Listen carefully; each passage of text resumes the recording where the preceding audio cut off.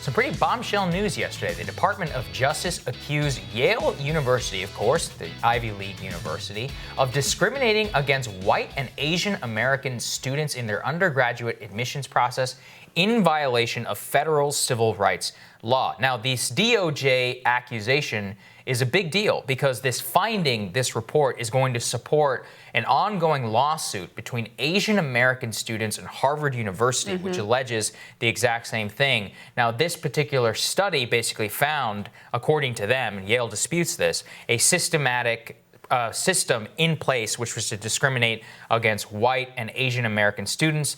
The Assistant Attorney General for Civil Rights said there is no such thing as a nice form of race discrimination, unlawfully dividing Americans into racial and ethnic blocks, fosters stereotypes, bitterness, and division. So this is a particularly fraught one, Krystal. A lot of people didn't want to touch it. But here we are touching it. Here we are touching it because, first of all, I think they're right. And I think that this is something we talked about. The fetishization of Yale admissions ignores all of the other systemic problems going on in our society. And the reason that, so many upper middle class people are so obsessed with this is because they're the ones who are, want to get in to Yale and to Harvard and all these other things. But I do think that the broader way of trying to divide Americans up by race and not ever considering class distinctions or any of these other things in their admissions process, they'll consider it. But I mean, this goes to show that the way that they cleavage Americans is by race, and that they don't put as heavy of an emphasis on class or many of the other things. And that is inherently discriminatory towards Asian Americans, white students.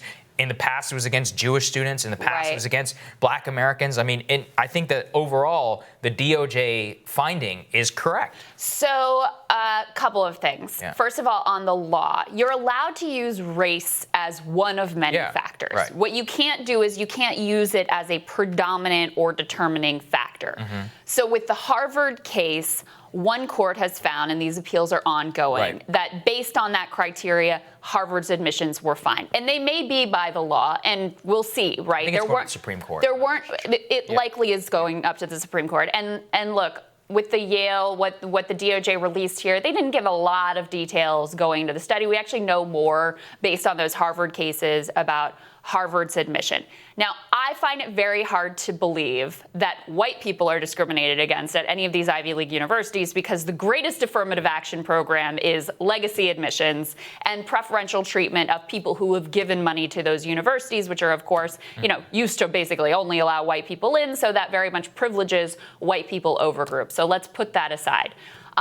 Based on the studies regarding Harvard, their treatment of Asian Americans was deeply troubling because they would try to, essentially over years and years, they kept this sort of racial quota system in place where the percentage of each racial group, even though the number of admissions from these different racial groups changed over time, was kept basically at the same level. And they went into the notes and they showed that they wouldn't explicitly say, let's not let this person in because we've already got too many Asians. They'd be like, she's shy, she's bookish. These very sort of stereotypical Asian tropes, that is all sort of deeply troubling. On the bigger level picture, number one, look, the Trump administration, they're not good actors in this. Their civil rights division in the DOJ, it's certainly part of their, they ignore other kinds of discrimination. It's certainly part of their project to be like, white people are the real ones who are discriminated against. They're not good actors here, but let's put that aside for a minute, because I think it does get to this bigger question about affirmative action and whether this is a good policy, whether it's been an effective policy. And look, the research shows affirmative action is not benefiting working class Black Americans. That's true. That's not who it's for, right? It has benefited people who are, by and large, I'm sure there are exceptions, 100%.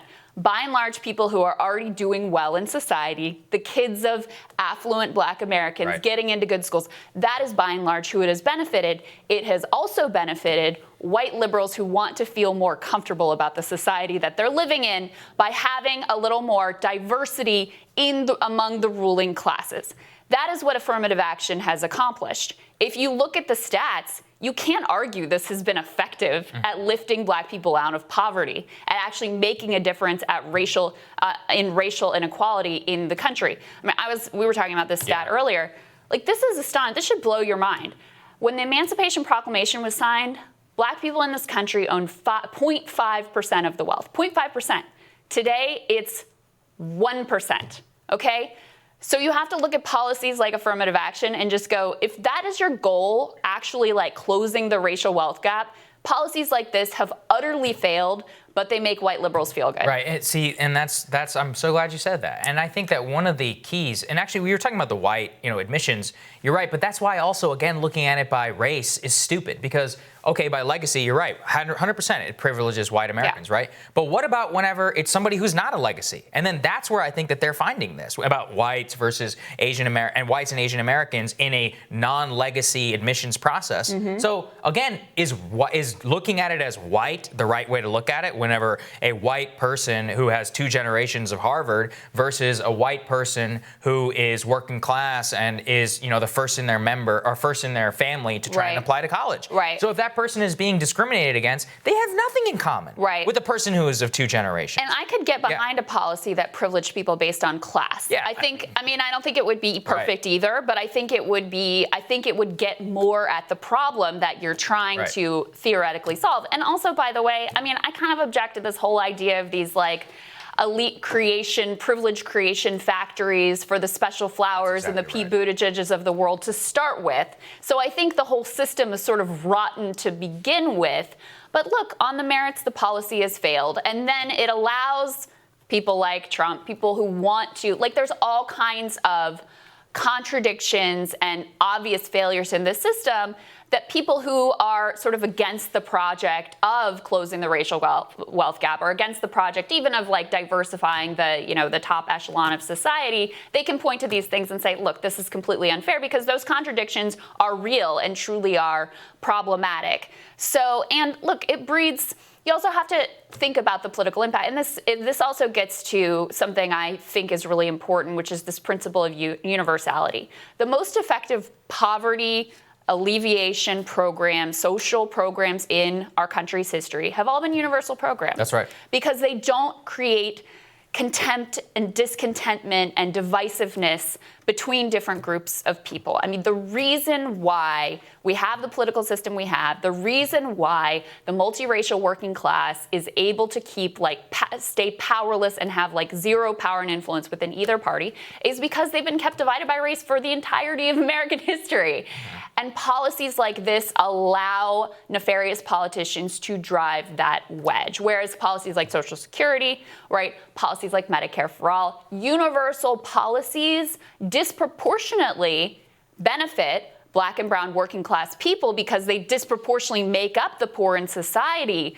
But you don't have this problem of creating these divisions and this level of animosity between and groups. This is the other key point which you made, which is focusing on Yale and Harvard admissions, that's not our problem. Right. The greatest, so true. The greatest lifter of people out of poverty, the university system, the city of New college. York. City College of New York. That has lifted more people from working class to upper middle class in America. The State College of New York system, state universities, community colleges. These are the places, the actual vehicles, which take people from lower class to middle class. That's what we need to be able to do in our country, right? Yeah. And by the way, everyone should have a right to that, period. Yeah, and going to Yale and Harvard and focusing on this, it's an intra-elite fight. That's why the New York Times, and all these people love to weigh in on it. And all these New York Times columnists are so obsessed with it. And so many others are like, oh, the admissions process. It's because they want to participate in that system. And it reminds me, again, of trying to make the Goldman Sachs board more diverse, right? It reminds me of diversity and inclusion initiatives at Wall Street. Big banks, at Silicon Valley venture capital firms. It reminds me of Kamala Harris. Yes, of course. Thinking that the response to Movement for Black Lives is Kamala Harris for vice president. And look, yes, I want to be clear. Representation does matter, right? It's not nothing. It is important. That is a thing. But it is the only thing that they have ever focused on. And so that's why you have a situation where today we have made so little progress in the people who suffer the most disenfranchised groups, African Americans, chief among them, have made so little actual progress as a group, is because we only ever get these symbolic pieces. We only ever get basically the diversity initiatives that make white liberals feel good about themselves. That's as far as it ever goes. And That's right. that is my view. There we go. More Rising for you after this.